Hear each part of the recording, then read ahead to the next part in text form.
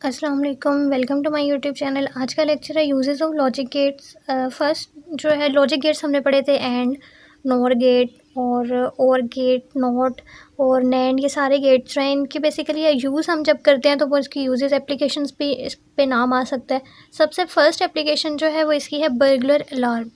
अब ये अलार्म क्या है कि घरों में ज़्यादातर लगाए जाते हैं कि ताकि कोई चोर आए तो ये अलार्म्स जो हैं फ़ौरन बजने लग जाए। अब बेसिकली क्या होगा कि जो आपके पाँव की मूवमेंट है या जब आप कहीं से भी आने की कोशिश कर रहे हो तो इसमें सेंसर्स लगे हुए होते हैं। हम जो विंडोज़ पे या फिर हम अपने दरवाज़ों पे लगा देते हैं और वो सेंसर्स जो है मूवमेंट को डिटेक्ट कर लेते हैं। तो अगर कोई चोर घुसने की कोशिश कर रहा है घर में तो वो फिर इसकी मूवमेंट को डिटेक्ट कर लेंगे।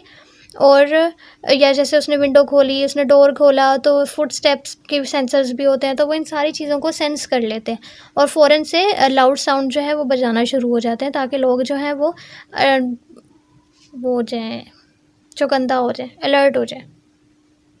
ठीक है, तो बहुत से सेंसर्स होते हैं कि वो आप चलते हो ना, आप ऐसे भी कर रहे हो तो वो उसकी भी मोशन को डिटेक्ट करते हैं। तो हर एक चीज़ों को डिटेक्ट करने के लिए सेंसर्स वर्ड जो है वो बनाए जाते हैं। सेंसर्स बेसिकली सेंस कर लेते हैं चीज़ों को। तो ये बहुत लंबा टॉपिक है सेंसर्स के बारे में, लेकिन आपने सिर्फ इतना करना है कि मूवमेंट को, फुट स्टेप्स को, विंडो खुली है, दरवाज़ा खुला है, इन सब चीज़ों को सेंस कर सकते हैं। तो इट डिटेक्ट मूवमेंट और the opening of door and windows using sensors. It gives a loud sound to alert people. A simple burglar alarm can made using and gate का यूज़ करके इसको बनाया जाता है। अब हमने पढ़ा हुआ एंड गेट ऐसे होता है, इसकी दो इनपुट्स होते हैं, ये ए और ये बी। एक जो ये सेंसर होता है कि एक अलार्म का स्विच हम ऑन करते हैं तो अलार्म जो है अपनी सेटिंग पर आता है, पासवर्ड वगैरह डाल के बेसिकली इसको अलार्म का स्विच को सेट किया जाता है और ये आपको आउटपुट देता है जो कि हमें एंड गेट में ए डॉट बी मिलेगी। और आउटपुट क्या है कि अलार्म बजना शुरू हो जाएगा। अब एक है पर्सन सेंसर, दूसरा है अलार्म स्विच इनपुट। अब अगर हमें इसका ट्रूथ टेबल याद हो तो हमें इसको लिखना बहुत आसान है। एंड गेट का ट्रूथ टेबल हमें पता है, हम यहाँ पे क्या 0 0 को मल्टीप्लाई करेंगे, 1 0 को भी करेंगे, 1 0 1 से मल्टीप्लाई करते हैं तो 1, सॉरी यहाँ मिस्टेक है, 1 0 को मल्टीप्लाई करेंगे तो 0 ही आता है और यहाँ पे भी 0 आएगा। ओके, अब क्या है कि अगर तो इन दोनों में से मतलब दोनों इनपुट जो है वो the alarm will ring only when both inputs are on. अगर दोनों इनपुट्स जो हैं वो ऑन होंगे सिर्फ तभी जो है ये बजेगा, वरना कुछ भी हो जाए, कोई एक भी ऑन है या दोनों ऑफ है तो फिर ये नहीं बज रहा, 0 0 मिल रहा है हमें। ठीक है, तो मैंने पहले लिख दिया कि the alarm will ring only when both, जब सिर्फ दोनों इनपुट्स जो होंगी वो ऑन होंगी। और अगर वन इनपुट जो है ऑन है और अलार्म जो है वो विल नॉट रिंग, अगर कोई एक भी इनपुट ऑन है तब भी ये रिंग नहीं करेगा। ठीक है, अगर हम for example person sensor input A on है बट अलार्म की जो स्विच बी है, इनपुट बी, वो ऑफ है तो फिर अलार्म भी ऑफ ही रहेगा। सिर्फ तब ऑन होगा जब दोनों जो है वो ऑन होंगी। नेक्स्ट आ जाता है फायर एक्सटिंग्विशर। अब नाम से पता लग रहा है कि ये ऐसा सर्किट होगा जो आग लगती है तो उसको डिटेक्ट कर लेता है और फिर अलार्म बजाना शुरू हो जाएगा ताकि लोगों को अलर्ट कर सके। आपने देखा होगा कहीं पे जब भी फैक्ट्रीज़ होती हैं तो वहाँ पे जब आग लगती है तो अलार्म बजना शुरू हो जाते हैं, तो इससे लोग जो है वो जल्दी एक्शन लेके उस जगह को खाली कर लेते हैं ताकि ज़्यादा डैमेज ना हो। इसके कंपोनेंट्स अगर देखते हैं तो थर्मिस्टर है। थर्मिस्टर बेसिकली क्या होता है, टेम्परेचर सेंसर। क्योंकि हीट मिलने की वजह से टेम्परेचर बढ़ता है ना, तो इसकी रेजिस्टेंस भी बढ़ेगी और क्योंकि टेम्परेचर बढ़ता है तो रेजिस्टेंस बढ़ती है। तो इसलिए थर्मिस्टर की वजह से जब हीट बढ़ेगी, आग लगेगी, हीट बढ़ेगी, टेम्परेचर बढ़ा, रेजिस्टेंस बढ़ी तो थर्मिस्टर भी जो है वो एक्टिव हो जाता है।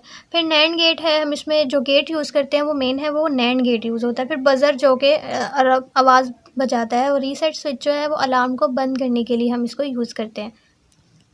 अच्छा, यहाँ पे ना एक प्रॉब्लम आ जाती है जो कि अभी मैंने भी कंफ्यूज होकर बोल दी कि थर्मिस्टर हम बेसिकली कहते हैं कि टेम्परेचर के बढ़ने से रेजिस्टेंस भी बढ़ती है।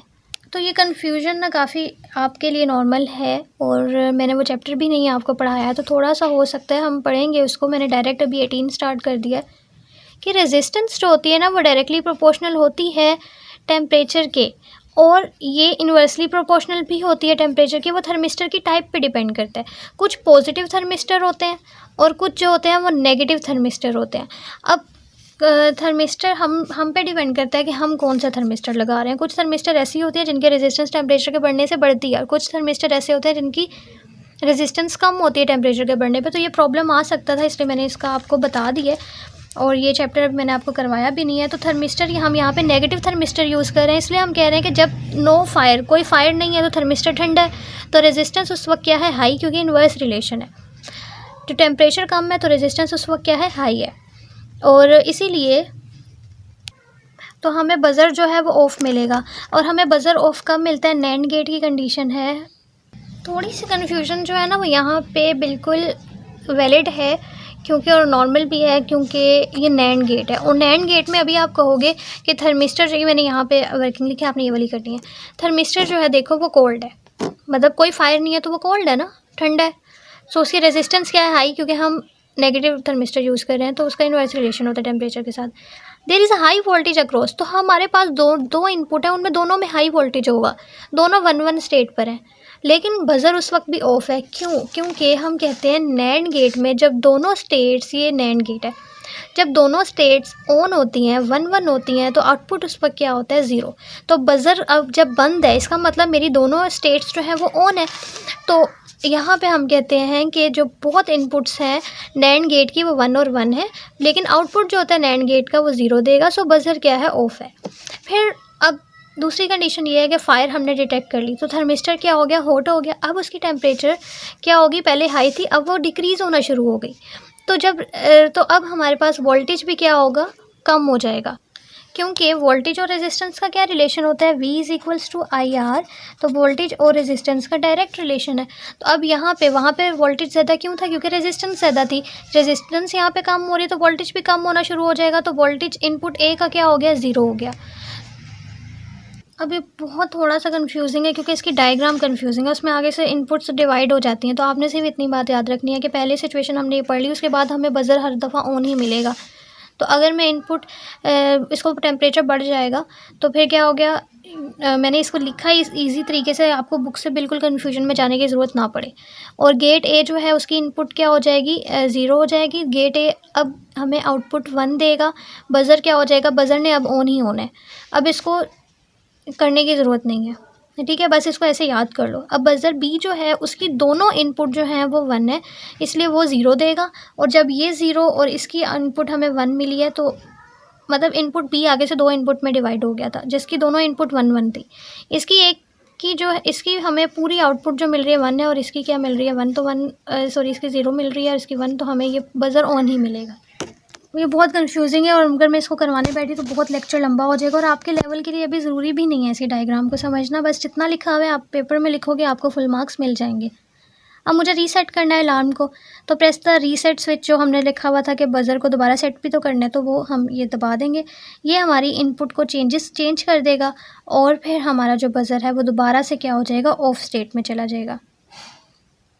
ओके, इतना ही लिखना है आप लोगों ने। I hope you understand this lecture. Thank you so much for watching. अल्लाह हाफिज़।